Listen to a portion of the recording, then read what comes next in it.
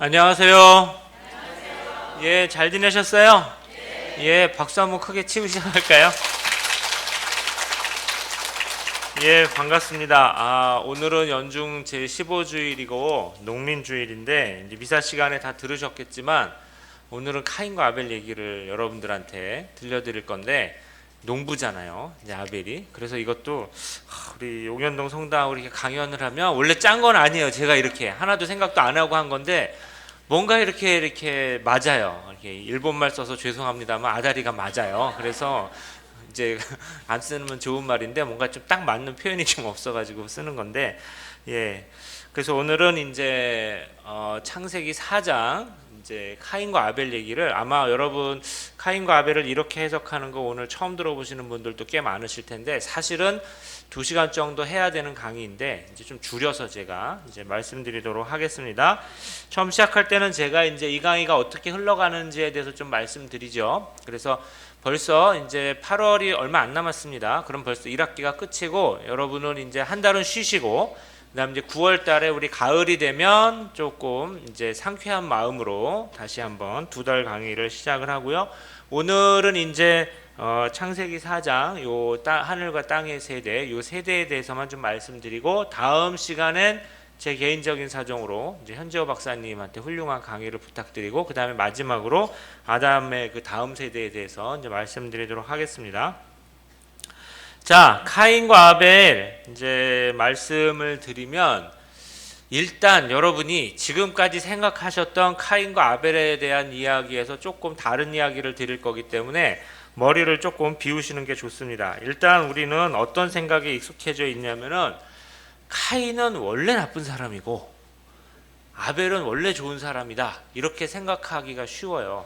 그래서 어린이 성경 보잖아요. 그러면은 이제 만화 같은 건 어린이 성경은 사파가 많으면 벌써 카인은 험상궂게 생겼어요.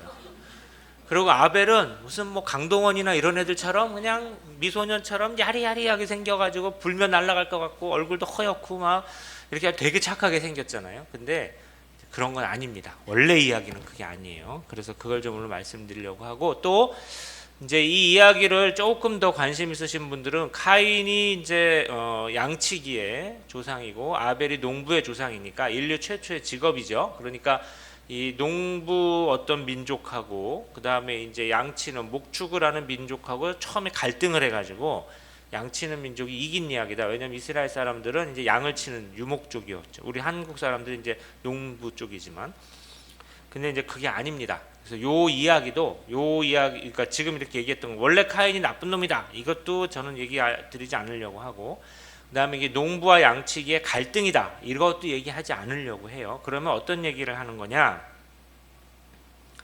자, 성경에는 이렇게 되어 있습니다. 이 카인과 아벨 이야기는 이야기가 무척 짧아요. 그래서 이제 여러분들한테 좀 같이 읽으면서 해설을 해드리면 되는데, 제가 이제 성경을 같이 읽는 걸 굉장히 좋아한다고 그랬죠. 왜 그러냐면 눈으로만 슥 보는 건 잘 지나가요. 금방 잊어먹어요. 하지만 같이 한번 읽고 이렇게 이야기를 해보면 그래도 조금 오래 남습니다. 그리고 여러분이 성경을 한번 제대로 읽는 시간도 돼요, 이런 기회에. 그러니까 한번 읽어봅시다. 1장부터 2절까지 시작. 사람이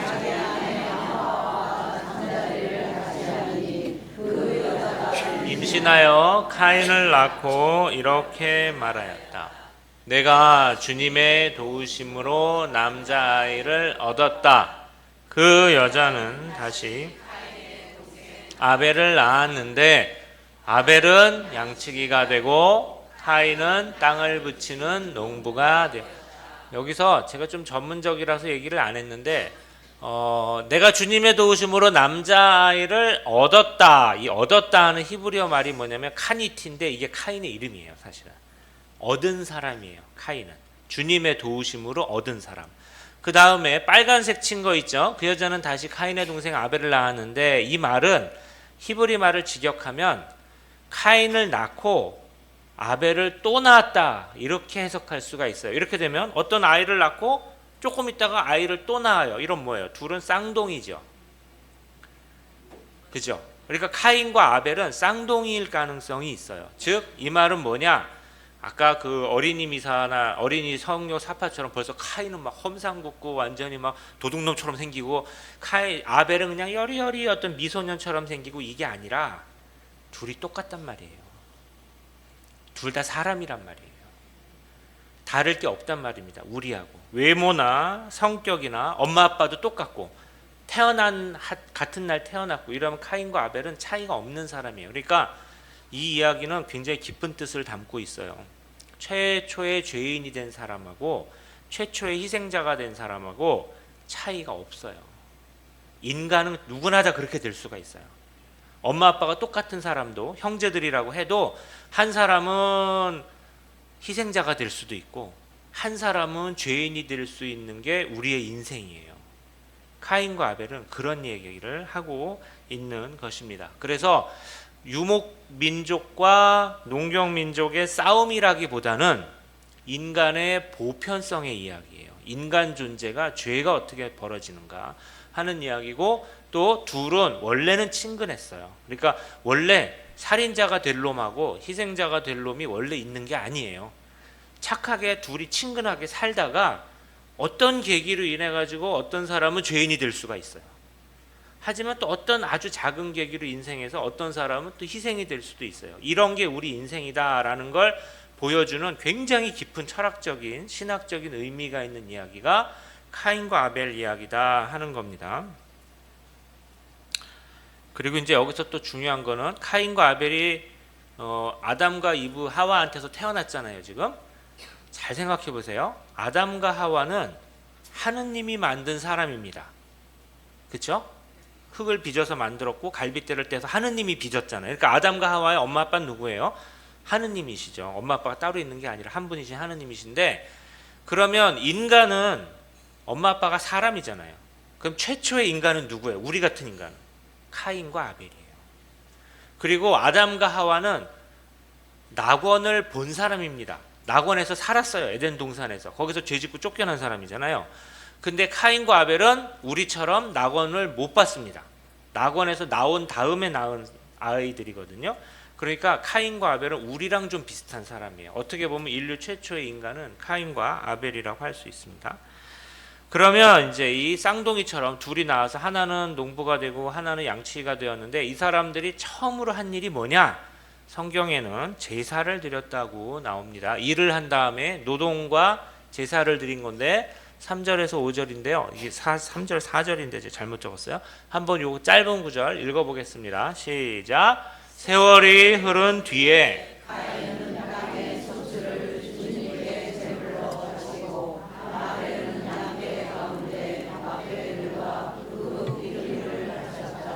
바쳤다라는 말은 이제 제사를 지냈다라는 건데, 이거는 이분들이 이제 제사를 바쳤는데 어떤 식으로 제사를 바쳤을까? 우리 레위기에 보면은 하느님한테 제사를 바칠 때는 어느 주간에는 이렇게 바쳐라, 어느 축제는 저렇게 바쳐라, 안식일에는 저렇게 해라, 막 규정이 나오는데, 이거는 아직 그 규정이 나오지 않을 때잖아요.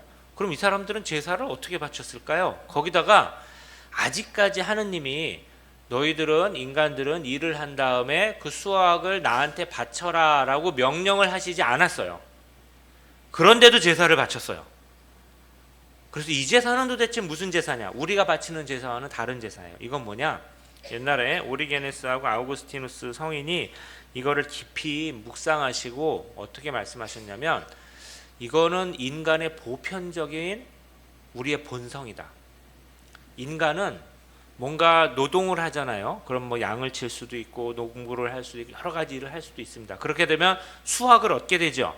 양 치는 사람들은 뭐 치즈를 얻을 수도 있고 고기를 얻을 수도 있고, 우리 농부들은 뭐 각종 과일이나 곡식을 얻을 수가 있으면 자연스럽게 감사하는 마음이 들어요. 아, 내가 이걸 많이 얻었구나. 참 고맙다. 그래서 자연스럽게 누군가한테 감사하고 그걸 바치려는 마음이 자연스럽게 우리 마음에 듭니다. 그래서 이거는 보편적인 제사라고 생각을 해요. 인간은 이럴 수밖에 없는 존재다. 그러니까 우리가 어떤 일을 열심히 하고 그 열심한 일의 대가로 뭔가 이루어지면 감사합니다, 이런 마음이 드는 건 카인과 아벨부터 최초부터 그랬던 거다라는 겁니다. 그래서 아우구스티누스 성인이 이렇게 말씀하셨어요. 성경에서 이끌어낸 결론은 제물을 바치는 행위가 매우 오래된 관습이라는 것입니다.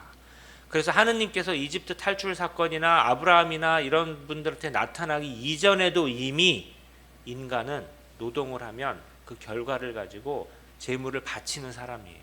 그게 우리 인간의 본성이에요. 그런데 그래서 여기까지는 괜찮습니다. 둘 다 농부하고 양치기는 그 당시에 가장 보편적인 직업입니다. 누구나 다 하는 직업. 그러니까 카인과 아벨은 특별한 사람이 아니에요. 우리하고 비슷해요. 그냥 엄마 아빠도 다 한 사람들이고, 그 다음에 직업도 보통의 직업이고, 둘이 뭐 누가 특출났다 누가 안 특출났다 이런 말도 지금까지 없고, 그냥 한 가정에서 살던 사람들이고, 또 노동도 잘 해가지고 노동한 걸 갖고 결과를 얻은 다음에 또 그걸 또 하느님한테 바치는, 지금까지 아무 문제가 없는 사람입니다. 그런데 자, 여기서부터 이제 문제가 생기는 겁니다. 그 나머지 구절인데 4장 같이 한번 읽어보시겠습니다. 시작. 그런데 주님께서는 아벨과 그의 제물은 기꺼이 굽어 보셨으나 카인과 그의 제물은 굽어보지 않으셨다. 그래서 카인은 몹시 화를 내며 얼굴을 떨어. 이게 이 대목에서, 이 이야기에서 제일 어렵게 이해하기 어려운 겁니다. 지금까지 아무 문제가 없었어요. 엄마 아빠도 다 아담과 하와고, 그다음에 특별히 죄를 지었단 말도 없고, 생긴 것도 비슷한 것 같고, 또 직업도 그냥 다 평범한 직업을 갖고 있었고, 그리고 뭐 잘했어요. 또 이렇게 노동을 해가지고 또 감사한 마음이니까 하느님한테 바쳤고, 그러면 하느님께서 둘 다 잘했다. 내 재물을 보시고 나도 마음이 기쁘구나. 너희들 계속해서 착하게 살아라. 이렇게 하면 좋은데, 한 사람의 재물은 잘 봐주셨고 한 사람의 재물은 잘 안 봐주셨어요. 그런데 이게 어떻게 보면은 인생의 보람이나 성공과 관련이 있어요. 이 당시는 신이 받아주시면 이건 성공한 거예요. 아무리 인간이 잘해도. 하지만 신이 안 받아주시면 아무리 인간이 잘해도 이건 별로 성공한 거 아닌 것 같아요. 그러니까 두 형제가 있는데, 두 형제가 엄마 아빠도 똑같고 외모도 비슷하고 성격도 비슷하고 다 잘해서 평범하게 사는데, 이상하게 한 놈은 잘 되는 것 같고 한 놈은 잘 안 되는 것 같아요. 인생에 그럴 때가 있습니다. 이유가 무엇이냐? 성경은 여기에 대해서 아무 이야기도 하지 않습니다. 사실은. 그런데 성경을 읽다 보면 우리가 중요하게 생각해야 되는 게, 성경이 말을 하는 대목도 중요하게 생각해야 되지만 성경이 침묵하는 대목도 중요하게 생각해야 됩니다. 성경은 왜 여기에 대해서 아무 말도 하지 않는가? 성경은 어떻게 보면 카인과 아벨 이야기는 이 대목에서 우리 인생이란 그런 것이다 라고 얘기하는 것 같아요. 그렇게 될 수가 있습니다. 세상이. 이거는 약간 인생을 살아보신 분이면은 느끼실 수가 있는 겁니다. 내가 열심히 하면은 좋은 결과가 올 때가 많이 있지만, 똑같이 열심히 해도 어떤 사람은 더 좋은 결과를 얻을 수가 있습니다. 그리고 어떤 사람은 조금 안 좋은 결과 내지는 불행이 거듭해서 닥칠 수가 있어요. 이상하게 어떤 사람이 잘 되기 시작하면, 우리 용현동 성당의 강의처럼 갑자기 막 주일복음도 딱딱 맞고 이렇게 잘 돼요. 이러면 하는 사람도 신이 나고 듣는 사람도 신이 나고 저도 준비하면서도 신이 나고 뭔가 잘 될 때가 있어요. 그럴 때는 아무도 못 말려요. 뭐 그냥 대충 해도 잘 될 때가 있어요. 근데 묘하게 또 어떤 때 또 안 되기 시작해서 꼬이기 시작하면은 정말 열심히 하는데도 잘 안 풀려요.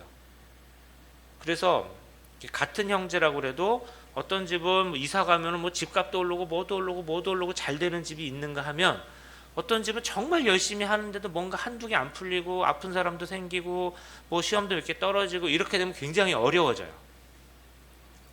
카인과 아벨 이야기는 보편성의 이야기라고 그랬잖아요. 우리 인생이란 그런 거다. 이런 얘기를, 그러니까 카인과 아벨은 아까 말씀드렸듯이 낙원에서 나왔습니다. 에덴 동산 밖의 세상은 그런 세상이에요. 에덴 동산에서는 그렇지 않았던 것 같아요. 거기 좋았던 것 같아요. 근데 인간의 죄로 우리는 이 세상으로 나와버렸습니다. 근데 이 세상은 그런 게 있을 수 있는 세상입니다. 여기서 카인은 죄를 지었습니다. 죄가 그렇게 찾아온다는 거예요. 그런 상황에서 죄를 안 짓는 사람도 있습니다. 그래서 이게 카인과 아벨 이야기는 굉장히 깊은 이야기입니다. 즉 까닭없는 죄, 까닭없는 고통. 내가 잘못한 게 아닌데 고통을 내가 받는 경우가 있어요. 그럴 때 인간은 굉장히 힘듭니다.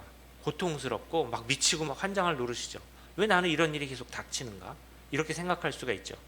그래서 성경이 시작할 때 카인의 이야기에서 우리가 그런 거를 보게 되는 겁니다. 그런데 그럼 이건 어떻게 해결을 하나요? 카인은 결국은 여기에 무너졌습니다. 그래서 동생을 죽이고 살인자가 됐습니다. 근데 그럼 우리가 내가 잘못하지 않은 불행과 고통이 계속 닥치는데도 계속해가지고 착하고 바르게 살아서 하느님의 인정을 받는 사람이 있습니까? 구약 성경에 있습니다. 그게 누구냐? 구약 성경 끝날 때 나오는 욥입니다. 욥이 그렇거든요. 욥이 자기가 잘못한 게 없고 정말 착하게 살았는데 불행이 계속 닥쳤습니다. 이 사람한테. 친구들도 와서 이해도 못 해주고 네가 잘못한 거 아니냐 막 이렇게 얘기를 해줍니다. 그런데 욥은 극복을 했습니다. 그래서 하느님이 나중에 욥기 맨 끝에서 너는 의로운 사람이다 이렇게 얘기를 해주시거든요. 즉 구약 성경 시작할 때 카인이 나오고 구약 성경 끝날 때 욥이 나옵니다. 둘 다 비슷한 처지에 빠졌습니다. 그런데 한 사람은 죄에 빠져서 죄를 저질렀고 한 사람은 그걸 극복했다는 이야기입니다. 그러니까 이게 구약성경 시작할 때 카인과 아벨 얘기는 매우 단순한 이야기 같지만 사실은 깊은 의미를 담고 있는 이야기다 이겁니다. 여기서 인간의 본성 같은 게 나오는데요. 인간은 희생양을 찾으려고 합니다. 내가 뭔가 잘못되잖아요. 특히 우리가 뭔가 잘못되면은 이게 내 이유 때문이 아니라 어떤 사람 때문이다. 그러면서 자기의 형제를 지목해서 그 사람을 죽입니다. 이거를 우리가 언제 알 수 있느냐? 역사에서 크게 우리가 두 가지 예를 들면 이해가 빠르실 텐데 제2계 1차 대전이 끝나고 독일이 패전했습니다. 그래서 독일 사회가 매우 어려웠는데 그래서 독일 안에 고통이 많이 증가했어요. 그러니까 평범한 독일 사람들은 내가 전쟁을 일으키지도 않았는데 나는 왜 이렇게 고통스럽게 살아야 되느냐. 우리나라가 전쟁에 져가지고 돈도 없고 막 고통스러울 때 히틀러 같은 놈이 나타나서 뭐라고 그래요? 유태인 때문이다. 저 새끼들 때문에 저놈들 죽여야 돼. 카인이 아벨을 지목하는 심리가 그렇다는 거예요. 근데 사실은 유태인을 죽여도 독일 사회가 뭐가 좋아집니까? 아무것도 안 좋아지지. 그런데 인간은 그때 저놈들 때문이구나 이렇게 생각하는 심리가 있다는 거예요. 그게 죄를 짓게 만들고 대량 학살을 일으키게 만듭니다. 우리나라도 비슷한 경우가 있었죠. 일제시대 때 동경에서 도쿄에서 큰 지진이 났습니다. 그럼 동경 사람들, 일본 사람들도 평범한 사람들은 내가 잘못한 게 없는데 왜 이렇게 지진이 나서 막 불에 타고 사람이 죽고 고통이 증가하죠. 그럴 때 어떤 사람이 나타나서 저 조선인들 때문이야. 저 새끼들 때문에 저놈들이 우물에 독을 타가지고 막 이런 소문을 퍼뜨리면 그냥 나도 속이 답답해 죽겠는데 일본 사람들이 저 조선인들 때문이구나 그래서 막 분풀이를 하는 거예요. 그러면 속이 시원한 것 같죠. 하지만 뭐가 풀립니까? 하나도 안 풀리지. 그런데도 아벨을 하나 지목을 해가지고 그 아벨을 죽여버림으로써 내가 이 고통에서 벗어나려는 심리가 인간은 있다는 거예요. 이 인간 누구나 다 있습니다. 이걸 우리가 최근에 어디서 볼 수 있었느냐? 코로나 사태 때 볼 수 있었습니다. 코로나가 갑자기 퍼지니까 한 3년 전에 전 세계가 아주 난리가 났었어요. 막 경제도 무너지고 관광산업 다 무너지고 아주 우리도 막 맨날 마스크 쓰고 다니고 힘들었습니다. 이때 중국 놈들 때문이다. 저 우한에서 저 짱꼴라들 저 잡아 죽여야 된다. 이런 식으로 퍼뜨리는 겁니다. 근데 중국 사람 잡아 죽인다고 해서 다 퍼진 코로나 바이러스가 어디 갑니까? 안 가죠. 그래서 그 세계보건기구 WHO에서 중국 바이러스나 우한 바이러스라는 말을 쓰지 마라. 그러면 중국이 희생양이 된다. 그래서 코비드-19 코로나 바이러스라고 이름을 바꿔버렸습니다. 왜? 희생양을 안 만들기 위해서. 저는 굉장히 현명한 판단이었다고 생각을 해요. 그러니까 이게 어떤 고통이 증가하면은 고통에 빠진 사람들이 갑자기 평소와 다른 생각을 하게 됩니다. 이게 카인이 돼버리는 거예요. 순간적으로. 이럴 때 이걸 막아야 됩니다. 근데 카인이 그렇게 죄를 지으려고 할 때 막으려는 사람이 누구였냐? 이 이야기에서 하느님이셨습니다. 너 죄를 지으려고 하는 거 아니야? 이렇게 얘기하는 분이셨어요. 그래서 일단 이게 여기서 좀 생각해 볼 거는 희생양 메커니즘입니다. 르네 지라르라는 학자가 이 카인 이야기를 통해서 세계적으로 아주 유명한 이론을 얘기했는데 희생양 메커니즘이란 하나의 희생물로서 모든 가능한 희생물을 대신하는 것으로 동물로 인간을 대신하는 경제적 기능뿐 아니라 좋은 폭력으로 나쁜 폭력을 막는 종교적 기능도 수행한다 이렇게 얘기를 했어요. 어떤 희생양을 하나 딱 정하는 겁니다. 유대인이다, 조센징이다, 아니면 중국 누구다 이렇게 딱 정해서 그놈으로 딱 몰아서 폭력을 쓰면은 끝나는 거다 이렇게 생각하는 건데 그런 생각을 하지 않는 겁니다. 그리고 여러분은 여기서 신학적으로 우리가 한번 생각해 볼 거는 이겁니다. 까닭 없는 죄. 세상의 모든 고통과 죄가 이유가 없을 때도 있습니다. 그냥 닥칠 수도 있습니다. 그래서 제가 어떤 성당에 가서, 여러분 성당에 와서 이런 말을 한 적이 있어요. 성당에 와서 이렇게 미사도 자주 보시고 성사 생활도 하시고 신부님 이렇게 후나나 권고도 잘 들으시고 이런 그 강연도 들으시고 또 기도도 많이 하시고 착하게 사셔도 약간 재수없는 말이지만 귀가하시다가 자동차 사고 나서 죽을 수도 있습니다.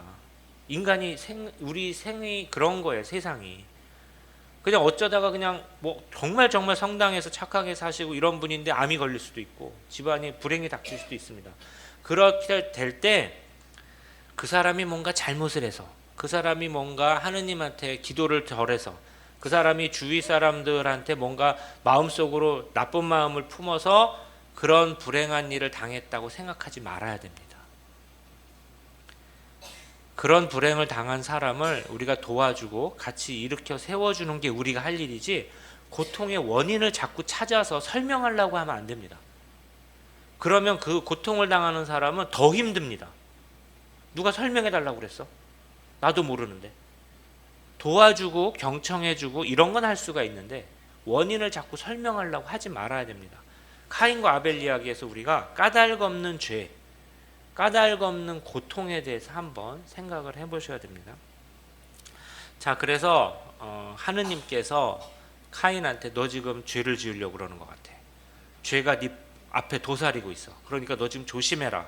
죄를 짓지 말아라. 즉 하느님은 인간한테 죄를 지으려는, 우리 카인이 되려는 사람들한테 경고하시는 분이세요. 착한 마음을 가지도록 하여라, 이렇게 얘기하시는 건데, 하느님의 말씀이 어떤 건지 이 대목에서 한번 다시 깨닫는 의미에서 한번 읽어봅시다. 시작. 주님께서 카인에게 말씀하셨다. 너는 어찌하여 화를 내고 어찌하여 얼굴을 떨어뜨리느냐. 내가 옳게 행동하면 얼굴을 들 수 있지 않느냐. 그러나 내가 옳게 행동하지 않으면 죄악이 문 앞에 도사리고 앉아 너를 노리게 될 터인데 너는 그 죄악을 잘 다스려야 하지 않겠느냐. 예, 하느님은 지금 너가 지금 죄를 지으려고 그래. 우리도 인간이 그럴 때가 있어요. 내가 정말 고통이 증가하고 힘들고 그러면 아휴, 나만 힘들고 다 뭐 잘 되는 것 같고 저 잘 되는 놈들 뭐 어떻게 좀 해봤으면 좋겠어, 막 이런 마음이 인간이 들 때가 있습니다. 그럴 때 그런 마음이 조금 드는 건 어떻게 보면 좀 인간으로서 어쩔 수 없는 거죠. 하지만 내가 이런 마음 품으면 안 되지, 내가 잘 해야지, 이렇게 해서 고치면 다행인데, 그거를 만약에 실행에 옮기거나 그러면 하느님이 경고하시는 말씀을 들어야 됩니다. 창세기 맨 앞에서 어떻게 보면 우리와 똑같은 태초의 인간한테 하느님이 제일 하시고 싶은 말씀이 이거예요. 지금 죄는 너 밖에 있어. 네가 아직 죄를 짓지 않았어요. 네 밖에 앉아서 너를 도사리고 있는 거예요. 밖에 그 죄가 막 이렇게 마치 짐승처럼, 저게 이제 사자를 얘기하는 말인데 히브리어 원어를 보게 되면 사자가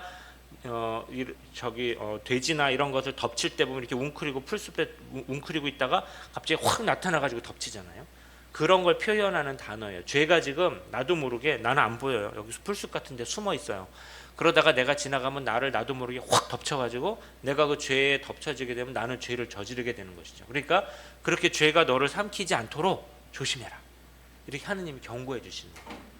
이 경고의 말씀을 들었으면 카인은 죄를 짓지 않았습니다. 하지만 이걸 무시했어요. 그래서 죄를 지었습니다.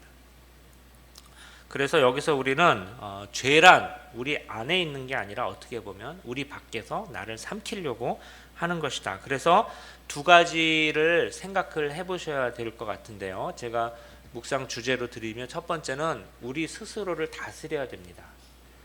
제일 중요한 거는 내가 내 마음을 스스로 다스리는 겁니다. 내가 죄에 빠지지 않게, 그런 유혹이 들어올 때 내가 거기에 삼켜지지 않게. 두 번째로는 어떤 고통이, 이유 없는 고통이 나한테 왔을 때 여기서 나한테서부터 끊어서 내가 이거를 다른 사람한테 해코지로 하지 말아야지 하면 끝나는 건데, 카인은 이거를 형 동생에 대한 해코지로 삼았어요. 죄의 연쇄 반응이 일어납니다. 그러면 계속해서 죄의 반응이 일어나게 되거든요. 그러니까 하느님은 고통이나 죄가 너한테 왔을 때 너에게서 그거를 중지시키면 더 이상 죄의 연쇄 반응이 일어나지 않는다. 근데 카인한테 그래서 너가 지금 조심해야 된다라고 얘기했거든요. 근데 그거를 무시하고 자기가 어떤 죄를 저지르게 되면 그거는 아벨의 죽음으로 이어지고, 그러면 또 희생으로 이어지고 계속 안 좋은 효과를 낳게 되는 거예요. 그러니까 죄를 세상에서 없앤다는 건 무엇이냐? 죄를 완전히 없앨 수는 없죠. 그건 하느님이 하시는 일이고, 우리는 죄를 조금 줄일 수는 있을 거예요. 근데 줄이는 일은 나로부터 연쇄 반응을 끊어내는 겁니다. 최소한 나한테 왔을 때 내가 다른 사람한테는 더 이상 죄를 주지 말아야지, 이런 식으로 생각하는 것이죠. 그것도 이 이야기에 들어간 의미라고 할 수 있습니다. 자, 그런데 카인은 말씀드렸듯이 하느님의 경고를 무시했습니다. 그래서 죄를 지었는데, 이제 죄를 짓는 안타까운 장면이에요. 한번 읽어봅시다. 시작. 카인이 아벨에게 들에 나가자 하고 말하였다. 그들이 들에 있을 때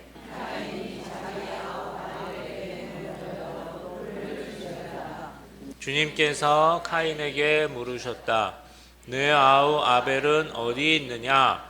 그가 대답하였다. 모릅니다.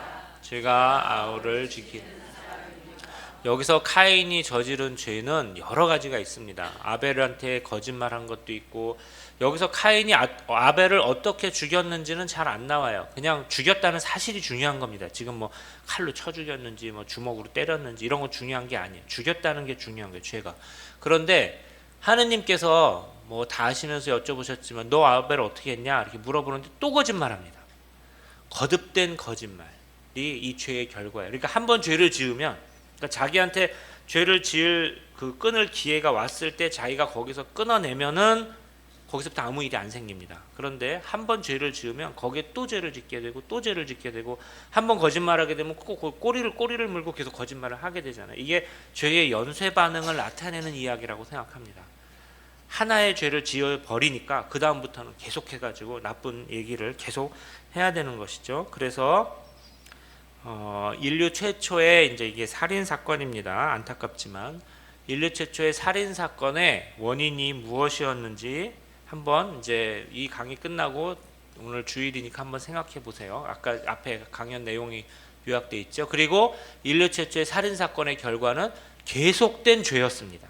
한번 짓고 나니까 그 다음 계속해서 거짓말을 하게 되고 그렇게 되는 것이죠. 그래서 카인에게는 하느님이 주신 기회가 있었습니다. 죄의 연쇄 반응을 끊을 기회가 있었습니다. 그리고 어떻게 보면 우리는 이 이제 카인과 아벨의 후손이거든요. 우리는 이제 아벨의 후손이 아니라 카인의 후손이에요. 아벨은 죽어버렸습니다. 그러니까 인간은 모두가 다 카인의 후손이에요. 그래서 우리 안에는 다 카인이 있습니다. 카인의 유전자가 있는 거예요. 그러니까 어떨 때 보면 인간이 매우 잔인해집니다. 전쟁이라든지 어떤 때 남한테 이렇게 하는 거 보면은 영화 같은 데서 보게 되면 어떻게 인간이 저렇게 잔인하게 할 수 있을까? 막 이런 생각이 들 때가 있고, 또 어떤 때 보면은 인간이 그거를 끊어내면서 사는 사람이 또 있습니다. 성인 같은 분도 있죠. 우린 사실은 둘 다 할 수 있는 사람이에요. 그래서 카인이 안 되도록 노력을 해야 됩니다. 우리는 모두가 다 죄의 연쇄 반응을 끊을 기회가 있습니다. 자, 이제 이야기의 마지막 후반부로 가면 이제 죄를 지은 걸 갖고 하느님께서 이제 벌을 주시는데, 하느님이 이 죄를 지은 카인에 대해서 어떻게 하시는지 한번 읽어봅시다. 시작. 그러자 그분께서 말씀하셨다. 내가 무슨 짓을 저질렀느냐? 들어보아라. 나에게 울부짖고 있다. 이제 너는 저주를 받아 입을 벌려 피를 받아낸 그 땅에서 쫓겨날 것이다. 내가 더 이상 수확을 내주지 않을 것이다. 너는 세상을 떠돌며 헤매는 신세가 될 것이다. 카인의 아까 직업이 뭐라고 그러셨어요? 농부였죠. 카인은 땅을 붙여야지 살 수 있는 사람입니다. 그런데 그 땅에서 쫓겨나게 됩니다. 카인한테 이제 카인은 뭐 지금 아담과 하와가 어떻게 됐는지는 안 나오는데, 카인은 이제 동생도 없고 하면 이제 땅을 붙이면서 살아야 되는데 그 땅에서 쫓겨나게 됩니다. 농부는 한 군데 이렇게 눌러 앉아서 정주해서 사는 사람들인데 이제 그렇게 살지 못하게 됩니다. 그러니까 카인은 그런 벌을 받았어요. 그런데 이 이야기에서 중요한 대목은 원래 구약 성경의 법에 의하면 눈에는 눈, 이에는 이, 그래서 목숨에는 목숨입니다. 카인은 사실은 사형을 받아야 돼요. 사람을 죽였기 때문에. 그런데 중요한 거는 하느님께서 카인을 살려주십니다. 죽이지 않으세요. 이거를 우리가 카인이 용서받았다고 이해를 합니다. 그래서 카인이 받은 벌을 잘 생각을 해보면은 땅에서 쫓겨나서 떠돌아다니는 신세가 될 것이다. 이제부터 네 인생은 힘들 것이다. 이것도 죄의 결과죠. 하지만 목숨은 붙여주십니다. 죽이진 않으세요. 하느님을 카인을 죽이지 않으시고 살인을 살인으로 갚지 않으세요. 이게 하느님이 처음에 하신 일입니다. 그래서 우리 교회가 사형을 반대하는 이유도 목숨을 빼앗을 수는 없고 우리가 그 사람한테 어떤 기회를 한번 더 주는 것이죠. 그리고 그거를 좀 이해하지 못하는 분들도 아직 많아요. 특히 아주 큰 연쇄살인마라든지 이런 놈들은 죽여야 되는 거 아니냐 이렇게 생각을 하시는데 그런 심정은 이해가 갑니다. 저도 뭐 마음속으로는 아유 저런 놈들은 살려주면 뭐해 막 이런 생각이 들 때도 있어요. 괜히 우리 세금으로 밥이나 먹이고 막 아깝죠 돈이. 그런데 또 우리 신앙의 눈으로 보면 그렇다고 사람을 죽이는 게 과연 해결책이냐? 또 그것도 아니거든요. 근데 하느님이 이렇습니다. 우리가 카인과 아벨 이야기를 읽으면 사실은 카인은 살려주면 안 되죠. 동생을 그렇게 죽였는데 하느님은 결국은 살려주셨습니다. 이게 하느님의 용서입니다. 여기서 카인이 약간 뻔뻔하죠. 살려주셨으면 아이고 목숨만이라도 살려주셔서 감사합니다 이래야 되는데 뻔뻔하게 이런 말을 합니다. 카인이 하는 말인데 한번 읽어봅시다. 시작. 카인이 주님께 아뢰었다. 그 형벌은 죄가 짊어지기에 너무나 큽니다. 당신께서 오늘 저를 이 땅에서 쫓아내시니 저는 당신 앞에서 몸을 숨겨야 하고 세상을 떠돌며 헤매는 신세가 되어 만나는 자마다 저를 죽이려 할 것입니다. 사실은 뭐 우리나라 같으면은 뭐 목숨만 살려주셔서 감사합니다 그러고 예이 그러고 물러나와야 되는데 그게 아니라 너무 힘듭니다. 제가 어떻게 삽니까? 그래서 카인이 이렇게 용서를 비는 걸 보면 죄인도 아무리 큰 죄를 지은 사람도 자기 권리를 이야기할 수 있고 우리가 이제 근대 사법 체계가 그렇죠. 아무리 나쁜 놈이라도 자기 권리라든지 자기가 항변을 할 수 있는 기회를 줍니다. 어떻게 보면 인간적 감정으로는 뭐 저놈들한테 저런 기회를 다 주나 그냥 막 죽여버리면 끝인데 막 이렇게 생각하기가 쉽지만 처음에 하느님이 그렇게 하셨습니다. 지금 이 말을 듣는 하느님도 얼마나 속이 타시겠어요. 그런데도 용서해 주시죠. 그래서 여기서 한번 생각해 보고 싶은 말이 이겁니다. 우리가 교회에서 오래된 가톨릭 교회의 격언 같은 게 있어요. 이 격언이 이게 아마 아우구스티누스 성인이 얘기한 거라고 되어 있는데 그건 아닌 것 같고 그냥 교회 안에서 옛날부터 떠도는 말이 이 말입니다. 미래 없는 죄인 없다. 과거 없는 성인 없다. 이 말씀이에요. 그러니까 우리가 지금 굉장히 훌륭한 성인이라고 생각하는 분들도 어렸을 때나 훌륭하게 되시기 전에는 인간적인 실수를 많이 합니다. 그것보다 더 나아가서 우리 아우구스티누스나 프란치스코 성인은 회개하기 이전에는 뭐 남봉꾼도 이런 남봉꾼이 없었습니다. 아우구스티누스 성인 공부하신 어떤 분이 그런데 아마 아우구스티누스는 회개하기 전에 밖에서 낳은 자식이 한 타스는 됐을 거라고. 그 정도로 아주 뭐 방탕하신 분이었는데 회개하고 나서는 정말 우리 교회 박사로서 아주 훌륭한 분이 되셨죠. 우리 프란치스코 교종도 프란치스코 교종 되시기 전에 요새는 이제 그런 세상이 됐어요. 그래서 옛날에 연애하신 이야기 신학교 가기 전에 살짝 로맨스가 있었던 이야기도 해주시고 하시는데 지금은 굉장히 훌륭하신 분이시죠. 그런데 이분들도 이 성장 과정에서는 인간적인 한계가 있었구나. 우리가 또 그거를 여유 있게 신앙의 눈으로 받아들이는 그런 세상이 됐습니다. 그리고 그렇게 과거 없는 성인 없다 이 말을 뒤집어 생각해 보면 지금 우리가 죄인이라고 생각하는 사람도 혹시 압니까? 또 이분이 또 회개해 가지고 또 좋은 일을 하면서 또 살 수도 있잖아요. 물론 그렇지 못하는 놈들도 많죠. 어떻게 또 풀어주면 또 그걸 또 이용해 가지고 더 나쁜 짓을 하는 놈도 물론 있지만 우리가 사람을 볼 때 우리 신앙인의 눈으로 볼 때 그래도 기회가 있다는 것을 줘야 되지 않겠느냐, 용서의 마음을 베풀어야 되지 않겠느냐, 이런 성인 같은 마음이 있지만 그거는 최초에 하느님이 우리한테 해주신 일입니다. 카인과 아벨 이야기에서 우리가 그런 교훈을 얻을 수가 있습니다. 그래서 마지막 하느님의 말씀이 이겁니다. 카인이 이렇게 항변을 하니까 하느님 이거 너무 힘듭니다. 저 이거 좀 어떻게 좀 해주십시오. 이러니까 이게 하느님의 이 이야기의 마지막 말씀이에요. 한번 같이 읽어보실까요? 시작. 주님께서 그에게 말씀하셨다. 아니다. 카인을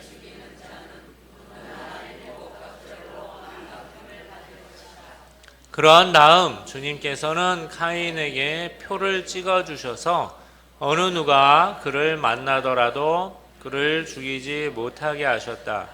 카인은 주님 앞에서 물러나와 에덴의 동쪽 놋 땅에 살았다. 그러니까 하느님은 죄의 연쇄 반응을 끊어버리고 싶으셨어요. 그러니까 누가 카인을 또 정의 구현을 한다고 내가 저 카인을 죽여야지, 이것도 못하게 하시고 카인을 그냥 살게 해주셨습니다. 이게 하느님의 뜻입니다. 하느님을 살려주셨고, 그 다음에 원래 카인을 처음에 벌에서는 땅을 헤매면서 네가 다녀야 된다, 떠돌며 다녀야 된다 이랬지만 맨 마지막에 에덴의 동쪽 놋 땅에 살게 해주셨습니다. 그러니까 벌을 조금 덜어주신 것이죠. 항변을 하니까. 그러니까 하느님은 사실은 카인을 근본적으로는 용서해 주신 겁니다. 그럼으로써 카인을 다시 얻으신 것이죠. 카인을 죽여버렸으면 카인이 끝날 테지만 카인을 다시 얻으신 것이죠. 그래서 아까 그 카인이란 이름이 얻었다는 뜻이라고 그랬잖아요. 그러니까 두 가지 의미가 있습니다. 첫 번째로 하느님으로부터 얻은 아이이기도 하고 죄에서 다시 얻은 아이이기도 합니다. 두 가지 의미가 있어요. 우리가 카인의 후손이라는 거는 우리도 두 가지 의미가 있을 겁니다. 우리도 모두 하느님으로부터 얻은 아이이기도 하고 또 하느님이 다시 얻고 싶은 아이이기도 한 겁니다. 그러니까 이 이야기는 어떻게 보면 어린이 성경이나 이런 데서 쉽게 접하셔서 간단한 우화라고 생각하실 수도 있지만 간단한 우화 속에 사실은 굉장히 깊은 인생의 또 신앙의 진리가 들어가 있는 이야기이기도 합니다. 성인이 되셔서는 이런 수준의 이야기를 이제 읽으시고 해석을 하셔야 될 것 같아서 제가 오늘 조금 이렇게 무거운 주제로 갖고 왔는데 다 이해 잘 하셨죠? 예, 좋으신 것 같아요. 그래서 오늘은 이렇게 하고요. 이제 앞으로 창세기의 남은 이야기들도 제가 이런 식으로 차근차근히 이제 풀어드릴 예정입니다. 오늘 조금 늦게 시작해서 조금 늦게 끝났는데 끝까지 이렇게 잘 들어주셔서 감사드리고요. 한 주 쉬고 저는 그 다음에 7월 마지막 주에 오겠습니다. 감사합니다.